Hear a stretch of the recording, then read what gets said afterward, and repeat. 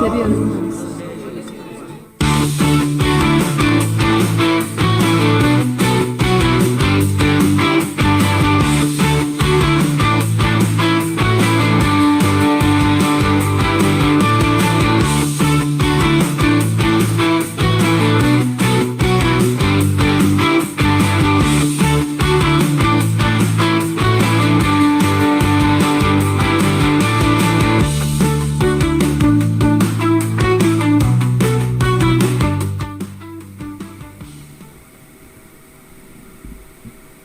Hola, buenas noches.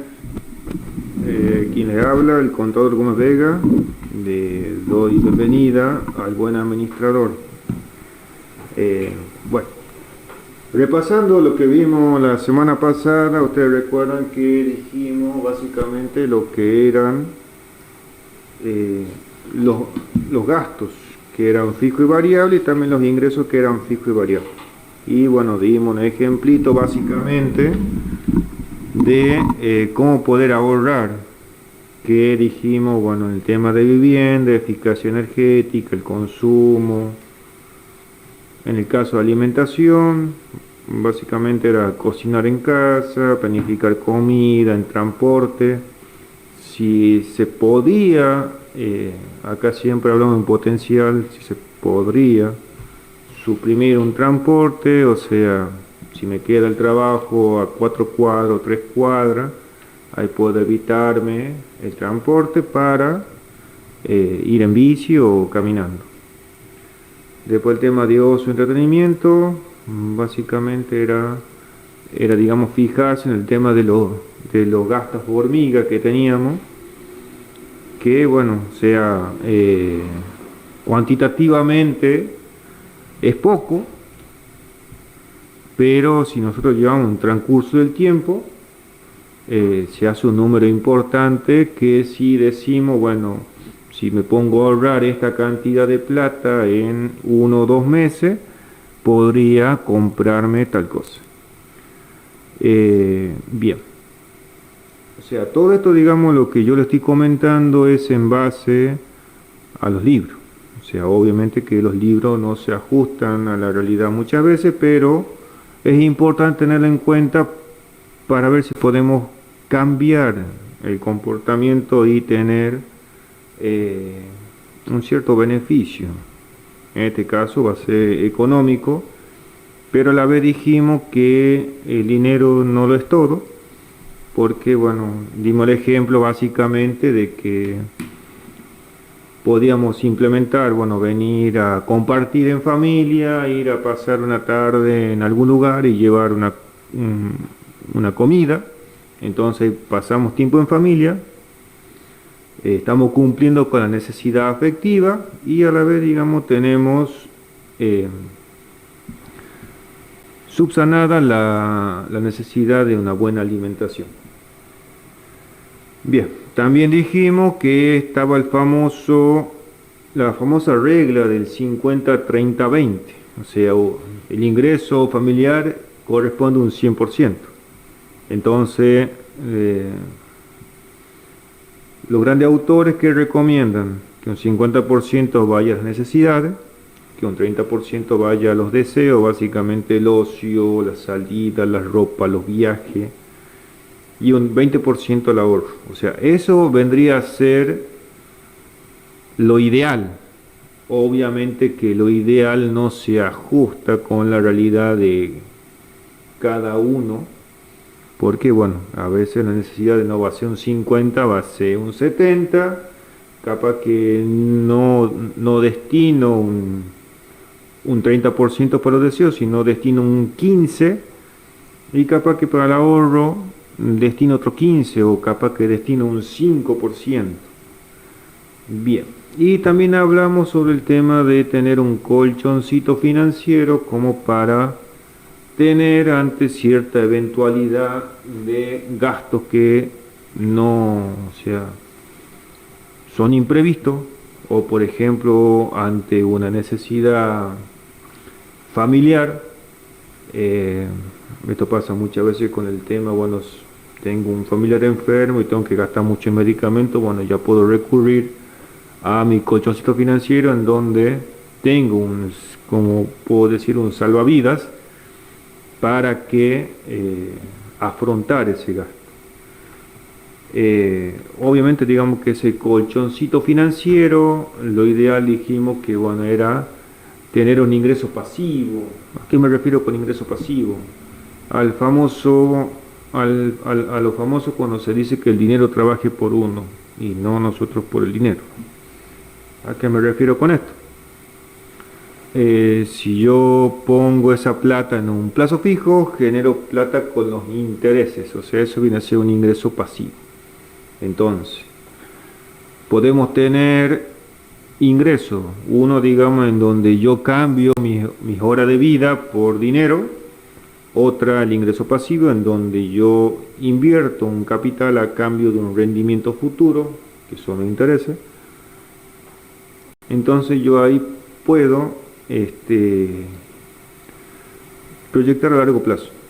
Acá también teníamos en cuenta los plazos. Obviamente como estamos en un país vertiginoso, ¿a qué me refiero con esto? A que constantemente tenemos que acomodarnos a los cambios, es muy difícil proyectar. Es muy difícil proyectar a mediano y largo plazo. Podemos proyectar a corto plazo, que es lo que mayormente hacemos, o sea, necesito comprarme, bueno, se me rompió un mueble, bueno, lo puedo comprar o hacerlo reparar, o por ejemplo, en el caso de una persona que tiene algún tipo de oficio, necesito una herramienta urgente, entonces necesito sí o sí recuperar eso, entonces podemos proyectar a corto plazo para hacer esa erogación. Bien, eso viene a ser una pequeña introducción a lo que dijimos el jueves pasado. Ahora vamos directamente con qué es el dinero. El dinero, básicamente para que ustedes entiendan, nos tenemos que ir, digamos, un poquito a la historia. O sea, antes de que exista el dinero físico, existía el trueque. El trueque que era cambiar una cosa por otra. Pero ¿qué pasa? El trueque se dificultaba, ¿por qué? Porque si yo tengo manzanas y quiero cambiarlo por una silla, entonces ahí se dificultaba ¿qué cosa?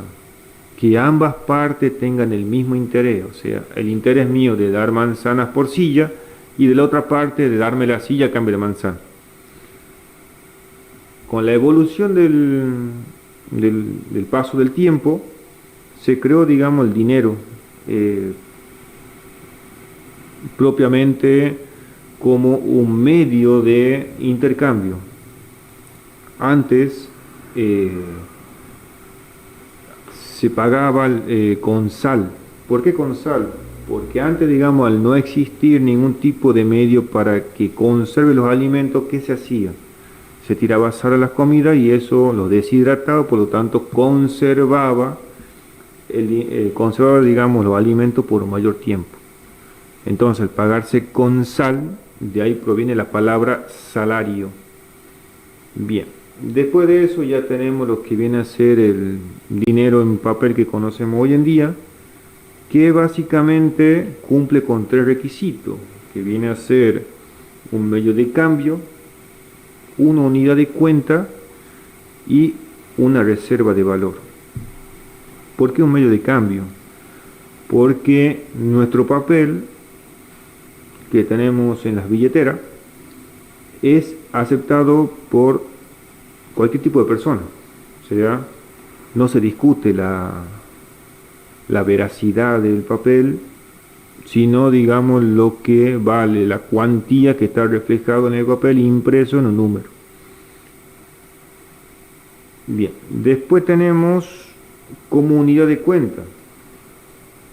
¿Qué significa eso? Que yo puedo básicamente cuantificar cuánto vale una mesa, una silla, un ventilador, un banco. Y después tenemos lo que se llama reserva de valor, que lo que nosotros siempre estamos renegando, que el peso argentino pierde poder adquisitivo. O sea, eso viene a ser una reserva de valor. O sea, yo puedo decir, bueno, tengo X peso y yo sé, digamos que, lo pongamos en número, yo tengo 100 pesos que hoy en día puedo comprar, supóngase, una hierba y un azúcar. Este ejemplo hipotético, para que así lo entiendamos todo. Y al año siguiente, esos 100 pesos puedo seguir comprando una hierba y un azúcar. Obviamente que en ese lapso de tiempo que estamos diciendo, en este caso de 12 meses, va a haber un factor externo que hace que el dinero valga menos. El valor externo que estamos diciendo es el caso de la inflación. Como dijimos, la inflación es el crecimiento sostenido y generalizado de los precios. Entonces,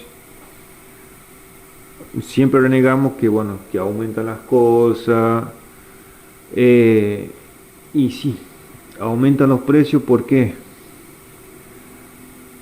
Porque a veces hay que ajustar los costos y ajustar los márgenes de ganancia. Obviamente que para el consumidor final eso es duro, porque nosotros somos la última etapa en el proceso de comercialización, en el cual estamos soportando todo, digamos, el costo de ese bien. ¿A qué me refiero con costo? El costo de fabricación más todos los costos impositivos que están dentro de ese bien. Bien, entonces ya dijimos que el dinero es un medio de cambio, es una unidad de cuenta y es una reserva de valor. Bien, ahora vamos a ver, digamos, el sistema financiero. Ustedes tengan en cuenta básicamente que yo tengo los recursos financieros. Los recursos financieros son básicamente lo que las personas solicitan, ya sea préstamo, ya sea algún tipo de demanda de algún activo. ¿A qué me refiero con activo? A la demanda de, por ejemplo, bueno, quiero comprarme X cantidad de acciones, X cantidad de bonos, X cantidad de cierto bien que me resguarde mi valor. Bien. Entonces, ¿qué podemos hacer para invertir? Básicamente, vamos a entrar de lleno en ese caso y vamos a explicar en lo que ustedes pueden invertir de acuerdo a las posibilidades. Obviamente que aquí hablamos en potencial, no se habla en general. Cada uno tendrá que ver, digamos, sus opciones y analizar cuál es la mejor. Entonces, tengo que fijarme los tipos de instrumentos que yo puedo invertir. Si es una renta fija o si es una renta variable. ¿A qué me refiero con la renta fija? Es que me pagan X cantidad de pesos en un lapso determinado. O sea, eso va a ser igual. Supóngase, yo invierto 1000 pesos y me pagan 10 pesos cada mes, es una renta fija.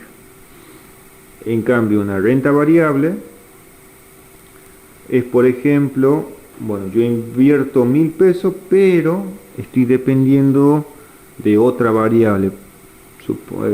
Pongamos, por ejemplo, que yo invierto en un bono en dólares, entonces mi bono en dólares va a valer más si el dólar vale más. A eso me refiero, digamos, con una renta variable, en el cual existe un riesgo. El riesgo es un factor importante a la hora de invertir. ¿Por qué? Porque cada inversor es diferente. Podemos tener un inversor que puede ser conservador, o tenemos aquellos tipos de inversores que aceptan más riesgo y son un poco más audaces asumiendo el riesgo. Por lo tanto, es un inversor que le gusta la volatilidad. O sea, acá se puede ganar como se puede perder. Pero eso, digamos, ya queda en cómo lo percibe cada uno, o sea, cuántos riesgos somos capaces de asumir. Bien, vamos con lo más típico de inversión. Vamos con el famoso plazo fijo. ¿Qué es plazo fijo? El plazo fijo es una inmovilización de capital fijada por un plazo fijo, o sea, un plazo determinado, como la misma palabra lo dice, en el cual, digamos, yo no puedo hacer uso o disposición del dinero hasta que se cumpla con ese tiempo. O sea, por ejemplo, yo tengo, supóngase, 100.000 pesos invertido a plazo fijo a una tasa del 50% anual, entonces yo en el año cobraré los 100.000 pesos de capital más un interés de 50.000 pesos. Bien, recordemos que la tasa de interés que ustedes ven en las entidades financieras, que vemos que el 20, 30, 31, o sea, eso puede variar, son tasas anuales. ¿A qué se refiere con eso? A que tiene que pasar un lapso de 12 meses para que se pueda hacer efectivo el pago de esos intereses. Entonces, si yo pongo, supóngase, 100.000 pesos, pero lo pongo a 60 días y la tasa anual es de 50%, no puedo pretender que me paguen 50.000 pesos en 2 meses. No. Entonces, yo, ¿cómo tendré que hacer el cálculo ahí? Si 50% me pagan en 12 meses, divido los 50 en 12 y los multiplico por 2 meses. Y ahí tendré, digamos, un número aproximado, no certero, porque aquí no hay certeza, de lo que me van a pagar.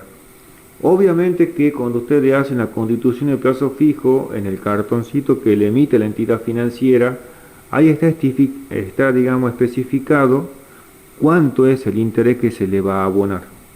Pero ustedes ya van a saber, digamos, cómo sale ese cálculo, cómo saca la entidad financiera ese número.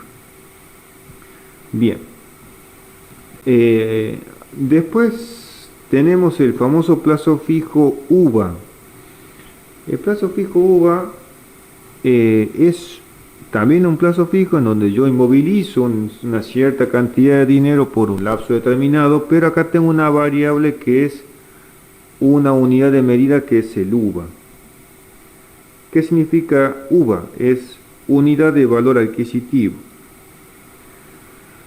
Entonces, ¿qué pasaba con esa unidad de valor adquisitivo? Que eso está, digamos, de acuerdo con la variable o con el coeficiente de estabilidad de referencia, el famoso SER. Capaz que ustedes lo escucharon en los informativos, que bueno, se promocionaba los créditos UVA, pero el crédito UVA, ¿qué pasa? Al estar sujeto a ese coeficiente de estabilidad de referencia, yo tengo que fijarme qué cosa, la inflación minorista que da, digamos, el Instituto de Estadística y Censo, que es el INDEC. Entonces, ¿qué pasó? Puede pasar muchas veces en el cual yo invierta un plazo fijo UVA, pero si la inflación se dispara, obviamente, digamos que yo puedo ganar. La contraparte es, digamos, que yo tenga una deuda en UVA y ahí sí yo voy a perder. ¿Por qué? Porque a mayor inflación, más es lo que yo tengo que pagar. Bien, entonces, ya tenemos plazo fijo tradicional, que es el que todos conocemos en pesos, o también podemos hacer un plazo fijo tradicional, pero con moneda extranjera, ya sea dólares, yenes, euro, libra esterlina, yuanes, lo que ustedes digan. Entonces, ahí podemos hacer un tipo de plazo fijo. Lo que sí, digamos, en el tema del plazo fijo, eso hay que tener una conducta referente a que si yo tengo un plazo fijo en un monto importante, básicamente moneda extranjera, posiblemente yo sea sujeto de que tenga que pagar algún tipo de impuesto. No así si yo tengo plazo fijo en pesos. Bien, acá quedó una preguntita de un oyente que nos preguntaba cuál es el límite máximo para que Arca no investigue. Básicamente, Arca no investiga en todas nuestras operaciones que nosotros realicemos. Y ahora, como todo está básicamente digitalizado y ya es poca las operaciones que hacemos en efectivo, Arca sabe cuánto gastamos y cuánto ingresa a nuestra billetera virtual. Por lo que por ahí, digamos, podemos renegar de que se nos hace algún descuento. Básicamente el descuento que más conocemos es el descuento de ingresos brutos, o por ejemplo en el caso de que se pague algún tipo de servicios al extranjero, como por ejemplo Spotify, Netflix, Disney o cualquier tipo de sitio de streaming. Como eso está en una moneda extranjera, me pueden cobrar algún tipo de percepción. Ustedes cuando ven atenderse una tarjeta de crédito perdón, pueden, digamos, apreciar de que tiene una percepción de IVA, por ejemplo. Entonces, eso es lo que analiza el ARC. Pero un tope en sí no les sabría decir, porque depende mucho los tipos de ingresos que esa persona declare.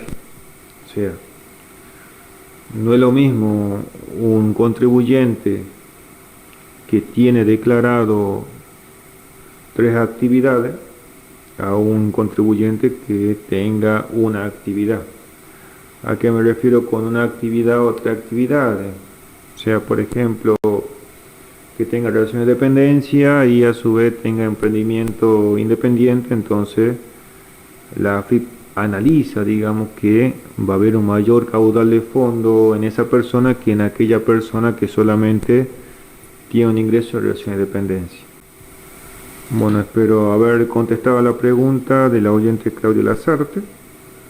Así que bueno, cualquier duda o consulta, ustedes saben que se pueden comunicar con el siguiente número de WhatsApp, que es 3865 39 34 54, y también le pedimos que nos sigan en las redes sociales como @Radio Morenita del Valle.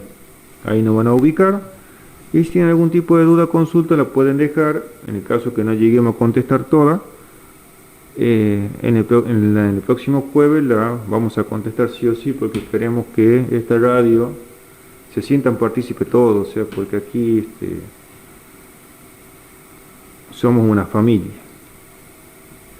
Bien, continuamos con los tipos de inversión.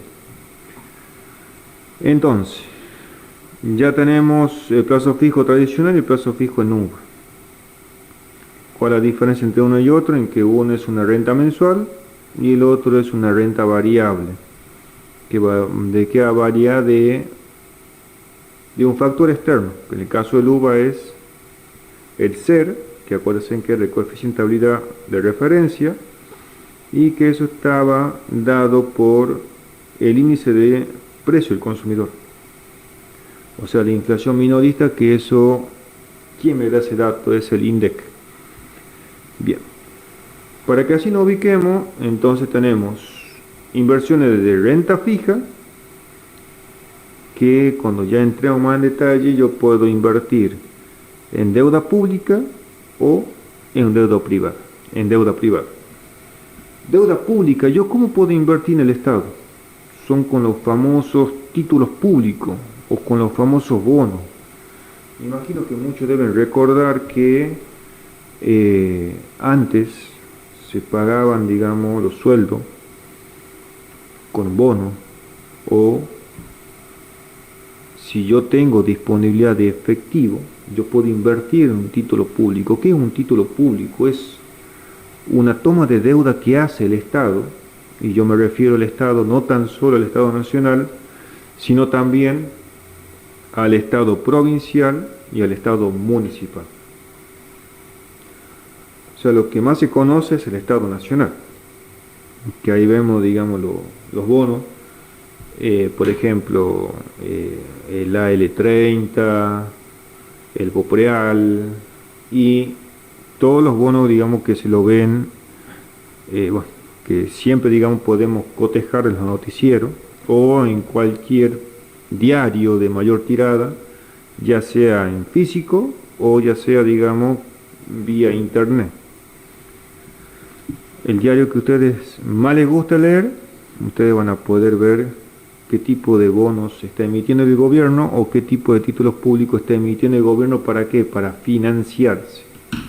Ustedes recuerden que el gobierno se financia de tres formas: emitiendo deuda, para que todos los habitantes de la nación compremos la deuda, entonces el gobierno se financia con esa deuda para satisfacer las necesidades de nosotros, los habitantes de la nación, que básicamente viene a ser seguridad, salud y educación. En eso es donde el gobierno hace la mayor erogación de sus recursos. Otro tipo de financiación que tiene el gobierno es, digamos, con la emisión monetaria, básicamente lo que conocemos con la maquinita. Entonces, si se emiten pesos, ¿qué pasa con los pesos? A mayor cantidad de pesos, los bienes como no tienen la misma rapidez de poder tener más bienes, ¿qué pasa? Se hacen más caros, porque tengo más dinero, pero tengo la misma cantidad de bienes, por lo tanto el precio de los bienes va a aumentar. Y después tenemos la otra parte que se financia el Estado, que digamos con la toma de deuda. Bien. Después tenemos otro tipo de inversión, que es lo que dijimos recién, los títulos públicos, que es cómo podemos invertir en los títulos públicos. En los títulos públicos tenemos que tener básicamente la noción de que me hace falta un agente de bolsa. Y usted me va a decir, eso va a ser costoso. Hoy en día es relativamente fácil invertir en títulos públicos. ¿Por qué? Porque cuando ustedes van a una billetera virtual, si ustedes la tienen a mano, ustedes pueden cotejar, pueden ver, digamos, que me da la opción de invertir. Entonces, ese costo financiero ya lo asume la entidad financiera que me está brindando la aplicación, por lo tanto ahí yo puedo invertir en un título público.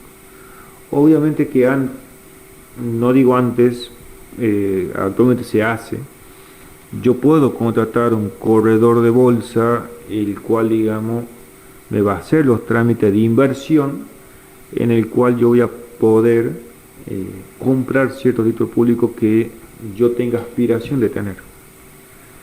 Bien, entonces, el título público, ¿qué hace?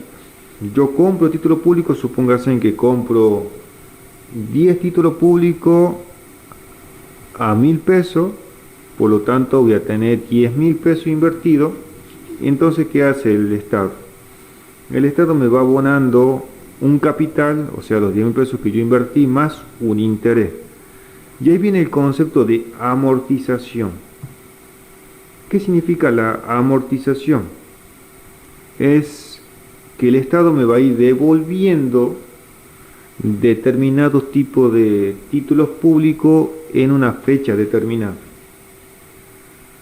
Entonces, puede haber títulos públicos a largo plazo, como de 10 años. Entonces ahí, ¿qué me dice el Estado? Bueno, se te va a amortizar un 10% cada año.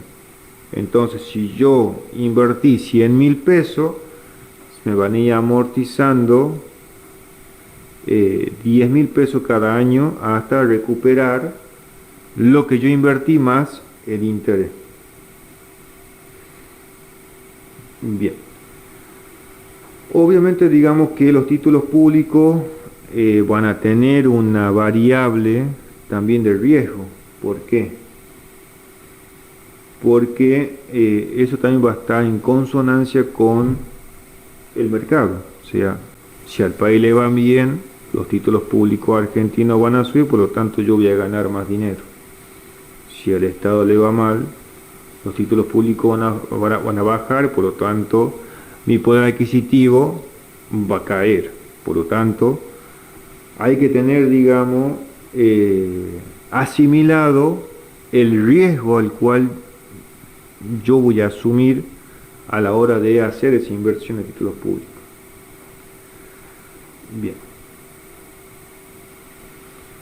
Entonces, ¿qué puede pasar?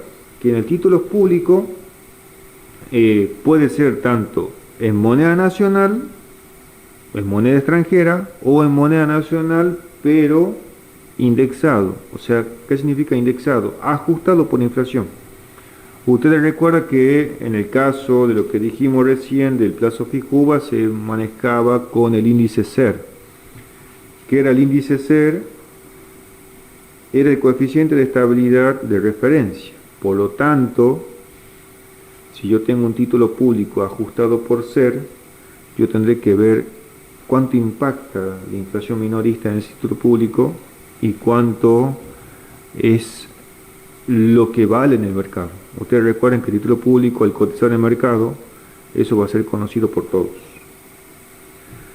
Bien, no sé, digamos, si hasta aquí hay alguna duda, pregunta, consulta. Si tienen alguna duda, por favor manden mensaje al 3865 39 34 54 y también nos pueden seguir en las redes sociales como @Morenita del Valle, y ahí nos pueden encontrar y dejan ahí su mensajito para que así, digamos, podamos despejar todas las dudas que tengan y así aprendamos todo en esta hermosa radio.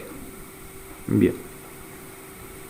Para no atosigarlos con tanta información, les propongo que hagamos un cortecito de 5 minutitos y ya volvemos.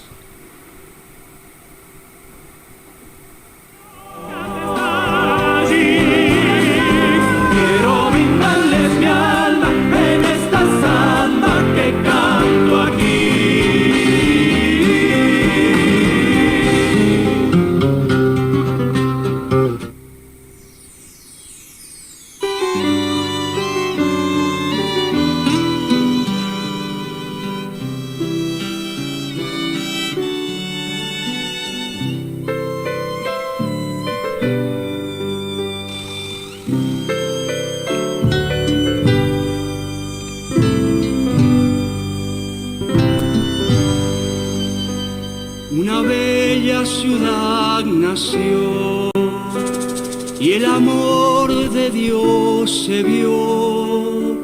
Con María nació la flor del amor, con el nombre de Concepción. Con María nació la flor del amor, con el nombre de Concepción. Sos la hermosa ciudad del sur, que creciste como una flor, una más de nuestro jardín del amor, el jardín que es mi Tucumán. Una más de nuestro jardín del amor, el jardín que es mi Tucumán. Concepción, ciudad de amor, te llevo en mi corazón. Sos la flor de la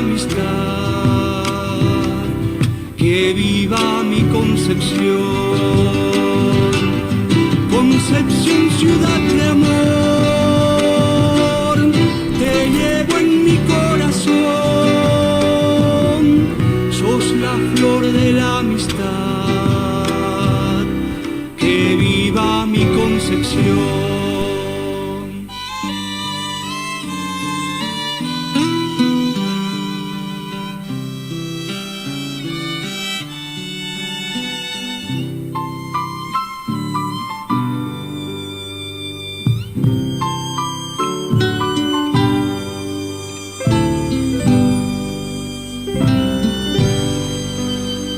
Visitantes llegan a ti y se alegran de tu existir. Centenaria ya es mi ciudad del amor, linda y grande eres Concepción. Centenaria ya es mi ciudad del amor, linda y grande eres Concepción. Yo te llevo en mi corazón y mis ojos no olvidarán. Siempre gracias te canto, Dios del amor, que bendita eres Concepción. Siempre gracias te canto, Dios del amor, que bendita eres Concepción. Concepción, ciudad de amor, te llevo en mi corazón, sos la flor de la amistad, que viva mi Concepción. Concepción, ciudad de amor, te llevo en mi corazón, sos la flor de la amistad, que viva mi Concepción, que viva mi Concepción.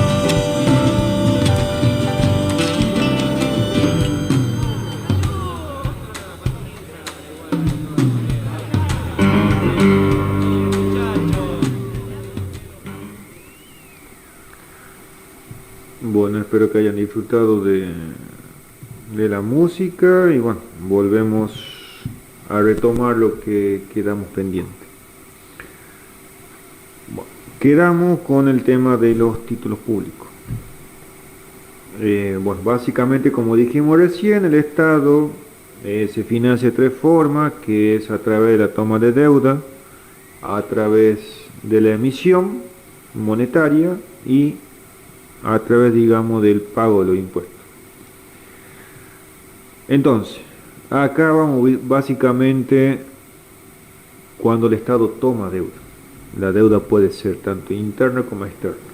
Entonces, la deuda, cuando se la efectúa hacia los habitantes de la nación, el Estado emite títulos públicos. También, digamos, tengan en cuenta que las empresas privadas también pueden emitir deuda, que básicamente son lo que conocemos como obligaciones negociables o los debentures, que son las deudas que emiten las grandes empresas.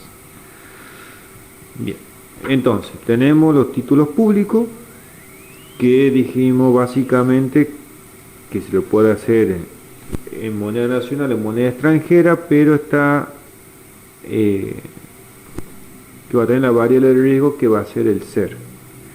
¿Qué era el SER?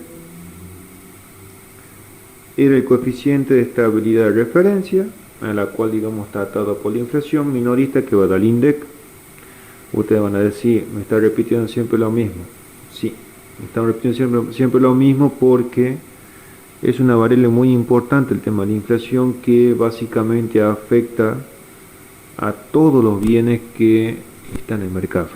Y actualmente escuchamos siempre la palabra mercado, que el mercado va a arreglar, va a equilibrar con la famosa mano invisible. La mano invisible es una teoría en la que coexisten la oferta y la demanda en un precio determinado, por lo tanto ahí está en equilibrio. Bien, Entonces, sigamos con el tema de los títulos públicos. Una forma que se lo puede hacer básicamente si tengo un colchoncito de dinero, como veníamos diciendo, puedo comprar los títulos públicos, resguardarme el poder adquisitivo que yo tengo, pero yo tengo que ser consciente de que puedo ganar o puedo perder. ¿Por qué? Porque un título público tiene su valor nominal. Por ejemplo, si yo compro 10 títulos públicos a 1.000 pesos, entonces, a 10.000 pesos, entonces yo tendré 100.000 pesos. Pero ¿qué pasa? Yo a la hora de vender título público, el título público puede estar cotizando más de 10 pesos, puede estar cotizando 10 pesos, puede estar cotizando menos de 10 pesos. ¿De qué va a depender eso? Del coeficiente de estabilidad monetaria, de referencia, que va a afectar que ese título público valga más o valga menos. ¿Cómo lo podemos hacer? Como dijimos recién, contratando un agente de bolsa o básicamente con los instrumentos virtuales que tenemos al alcance de la mano, con las billeteras virtuales o con algún tipo de aplicación. Podemos invertir en la bolsa. Antes era muy complicado, ahora está más al alcance de cualquier persona el invertir. Bien, después, otra forma, digamos, que podemos invertir el colchoncito financiero es en el tema de las acciones. Por ejemplo, ¿qué es una acción? Una acción se la puede definir como que ustedes están comprando una partecita de una empresa. Obviamente que la definición va mucho más allá, pero la vayamos desglosándolo de a pasito para que así tengan una noción a lo que quiero apuntar. Entonces, una acción, yo puedo comprar acciones tanto de empresa argentina como de empresa extranjera. Y aquí también viene el efecto de los mercados. ¿Por qué? Porque hay acciones que pueden cotizar en bolsa y acciones que no cotizan en bolsa. Obviamente que las acciones que cotizan en bolsa son las de las grandes empresas. ¿A qué me refiero con eso? YPF, póngale en Sancor, que tienen, digamos, acciones que están cotizando en bolsa. O sea, uno puede, digamos, verificar cuánto valen esas acciones y ustedes van a ver que día a día esas acciones pueden cambiar su valor. Entonces, ahí también está el tema de cuánto podemos nosotros asimilar el riesgo de comprar X acciones, pero yo tengo que asimilar que puedo ganar o como que puedo perder. Bien, entonces, ustedes capaz que han escuchado que hay distintos tipos de acciones. Puedo tener acciones que son básicamente las ordinarias, que son las que están a disposición de todos. Y puedo tener acciones con otro tipo de cláusula, que se lo veremos más adelante para que así no se maren tanto, que son un poco más costosas. ¿Por qué? Porque al ser, digamos, una partecita de la empresa que yo puedo adquirir comprando la acción, entonces yo obtendré ciertos derechos y ciertas obligaciones respecto de esa acción. Entonces, por lo tanto, para que así no nos vayamos tanto del tema, porque pasamos de un plazo fijo a la acción y va a decir, bueno, hemos avanzado mucho y capaz que se me lo han quedado en plazo fijo. Vamos a hacer un corte en acciones y volveremos a plazo fijo para que así aprendamos a utilizar el plazo fijo bien. Bien, para cerrar el tema de acciones, yo cuando compro una acción, obviamente que la empresa me va a abonar el capital que yo tengo y en el caso que yo venda la acción, si esa acción cotiza más, me pagará un determinado interés. Obviamente que eso es cuando yo vendo la acción. Pero ¿qué pasa si yo no la vendo la acción? Por solamente la tenencia de la acción, a mí se me pagarán los famosos dividendos. Entonces, tendré que esperar X periodo de tiempo y por lo tanto yo ahí tendré un rendimiento de esas acciones. Bien, ahora vamos a la parte práctica. Ya tengo la parte teórica, vamos a la parte práctica de cómo hago esa inversión. Vamos con el plazo fijo. El plazo fijo tradicional lo podemos hacer de dos formas. Uno de manera presencial en la entidad financiera, voy con X cantidad de plata, voy deposito, me fijo la tasa nominal, obviamente que veo cuál es la tasa que mejor me convenga y cómo hago eso. Comparo con diferentes bancos o con diferentes entidades financieras y voy a donde me paguen más. Tengan en cuenta que, bueno, ahí tienen que tener en consideración la tasa. Y eso, acuérdense que la tasa siempre es anual, abarca 12 meses. Entonces, si ustedes ponen un plazo fijo en un periodo corto de tiempo, dividan la tasa en 12 meses y multiplíquenlo por los meses que ustedes lo van a tener en el plazo fijo, van a tener un estimado de cuánto le va a pagar el banco. Bien, esa es la forma tradicional de cómo hacer un plazo fijo. Otra forma de hacer un plazo fijo y que es un poquito más rápida es a través de internet o con los teléfonos celulares con las aplicaciones de los bancos. Yo puedo hacer un plazo fijo, pero a través de un banco cualquiera sea, supongamos que sea el banco XXSA, como para no poner ningún tipo de nombre.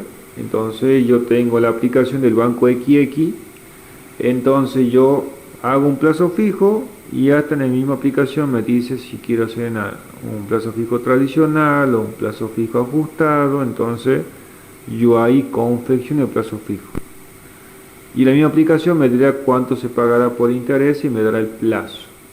Ustedes van a ver que el plazo fijo, el plazo mínimo es 30 días.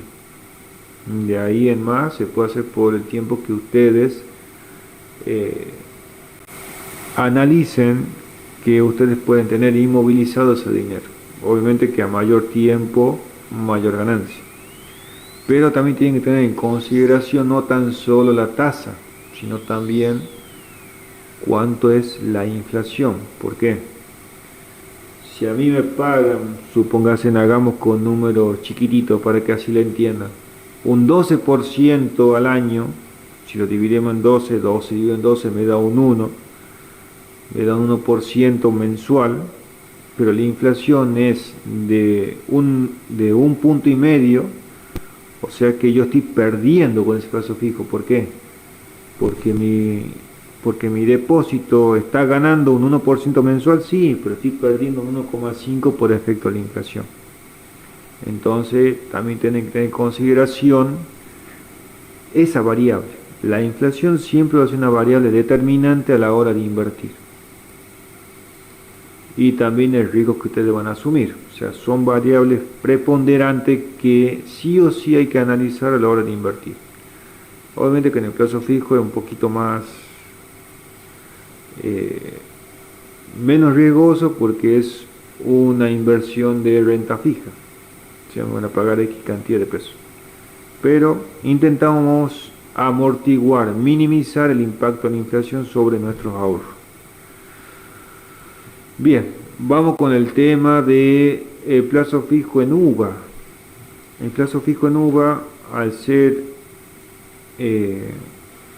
un poquito más complicado el trámite, se lo puede hacer también de forma presencial o de forma virtual.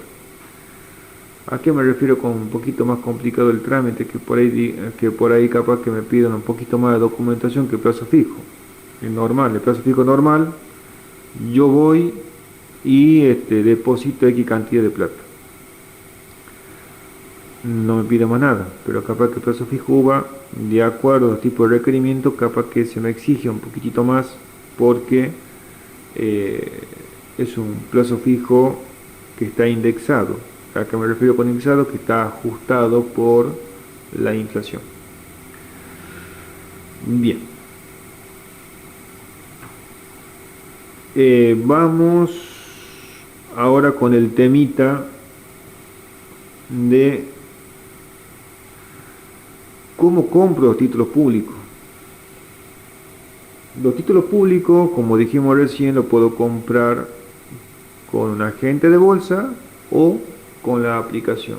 Obviamente que en la aplicación va a ser un poquito más tangible, ustedes lo van a poder presenciar mejor y van a ver, digamos, los movimientos de las acciones que tuvo en determinado lapso.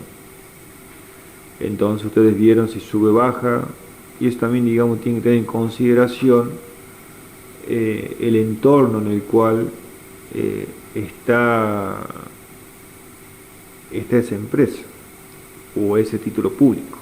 O sea, no va a ser lo mismo un título público emitido por el Estado Nacional en una época de bonanza, en donde todo va bien, a un título público emitido por el Estado en un periodo, digamos, de que sea complicado económicamente.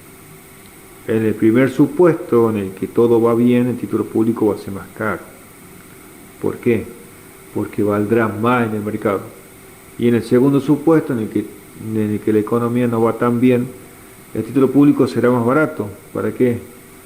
Para que el Estado intente tomar más peso de la economía para financiarse.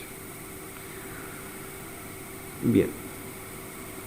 Les recuerdo ahí que en caso de cualquier duda o consulta, por favor anoten el número que voy a dictar a continuación para que envíen un mensajito o hagan una llamada, y de esa manera vamos despejando las dudas sobre este tema que es un poquito engorroso y aburrido, porque bueno, acá ustedes van a escuchar frases que son repetitivas o que se van a aburrir. Entonces, ante esas dudas, y la podemos despejar con este número, que va a ser el número 3865 39 34 54, o también nos pueden buscar en las redes sociales, que es @Radio Morenita del Valle. Entonces ahí nos encuentran, nos dejan su mensajito para que así podamos aprender todos juntos como la familia que somos.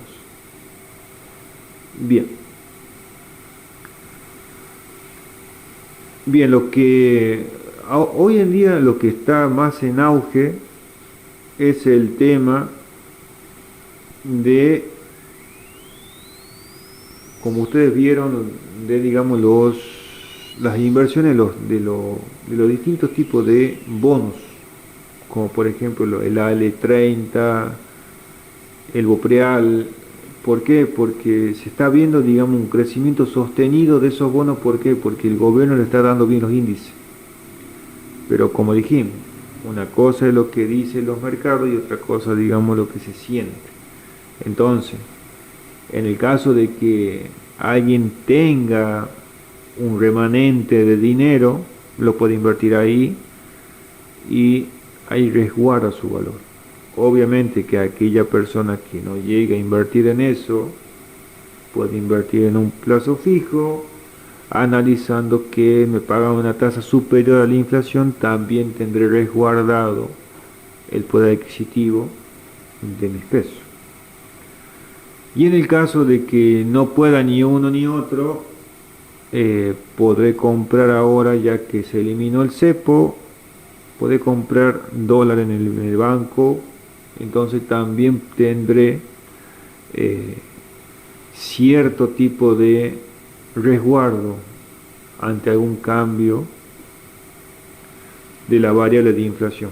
Entonces, Ustedes recuerden que esta radio no tiene ninguna consonancia política, así que acá digamos hablamos referente a lo que dicen los libros.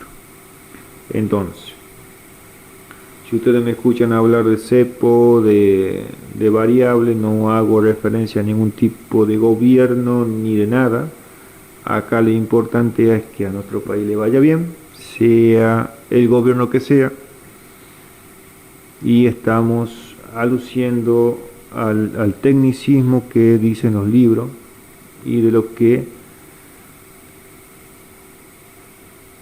que sería lo ideal para mejorar nuestra calidad de vida. Bien. Una vez culminado eso, le propongo que hagamos un último corte, veamos una cosita más y bueno, ya lo dejo descansar, aunque yo imagino que muchos estarán viendo el partido. Así que lo dejamos con una musiquita y ya volvemos.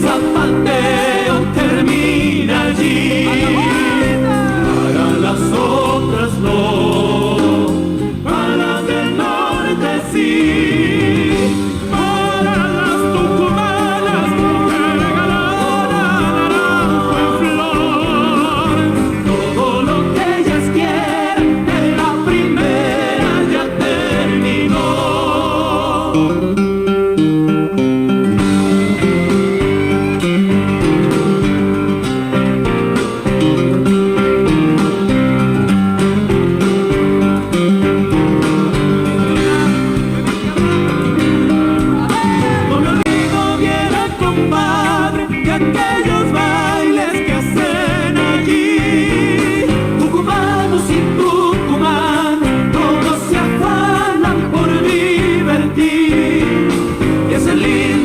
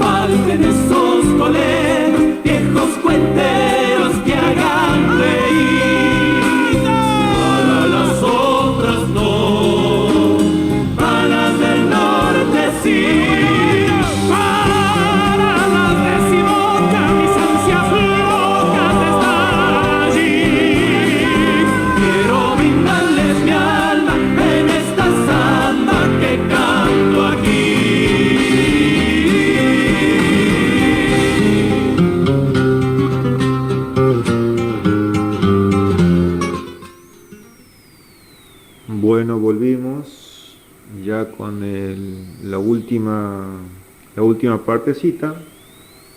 Bien.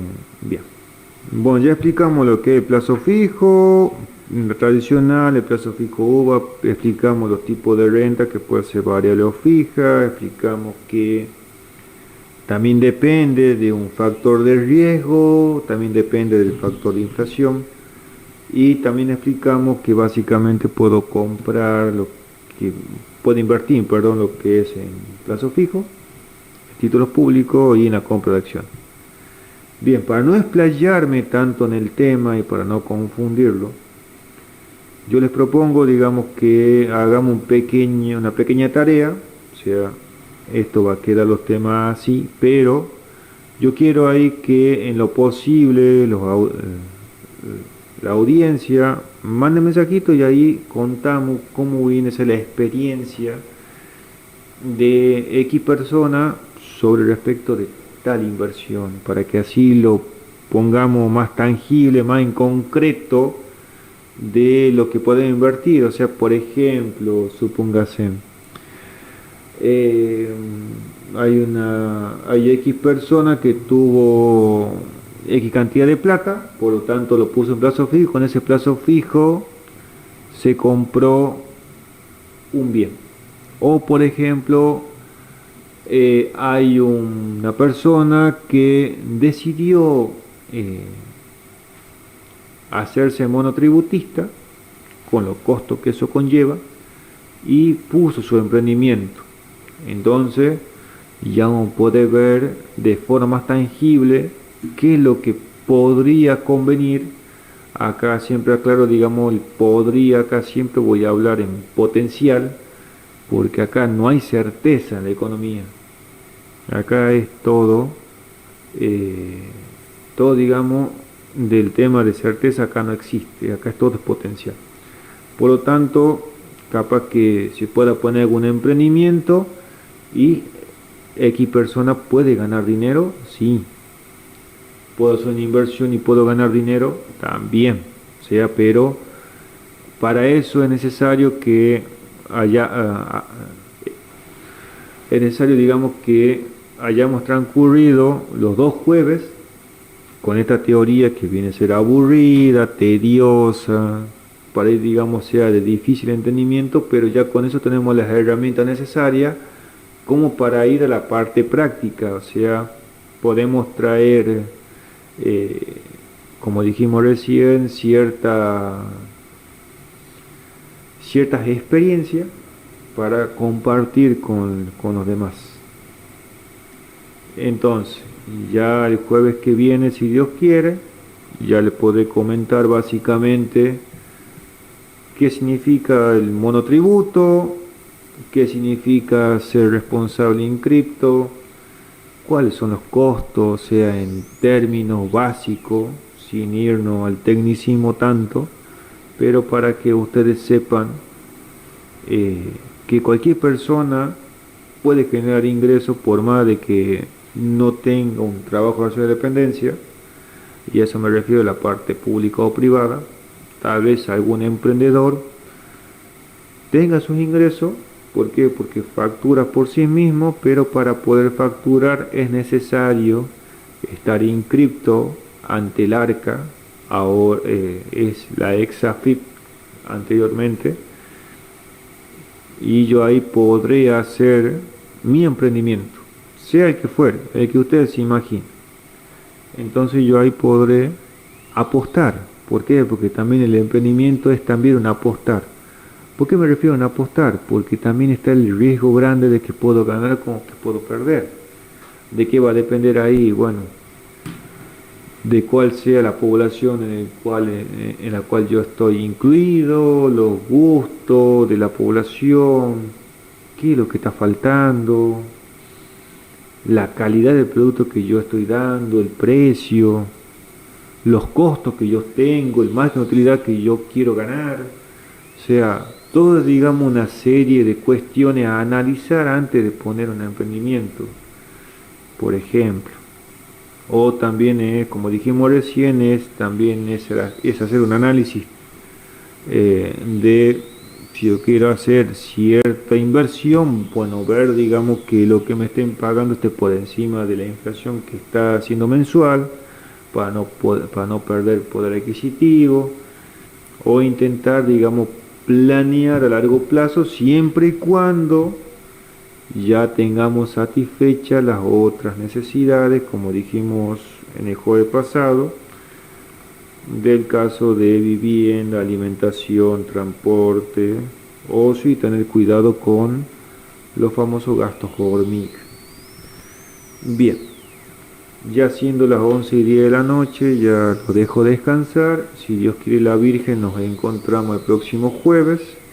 Y les recuerdo que tenemos una tarea pendiente de que cualquier duda o consulta la dejen durante la semana en el número 3865-393454 y nos siguen en las redes sociales, en Radio Morenita del Valle, y ahí nos podrán encontrar y dejar sus dudas para que así las respondamos el próximo jueves si Dios quiere. Bien, les deseo que tengan una hermosa noche, que puedan descansar y que Dios los bendiga, y nos vemos el próximo jueves si Dios quiere. Hasta luego.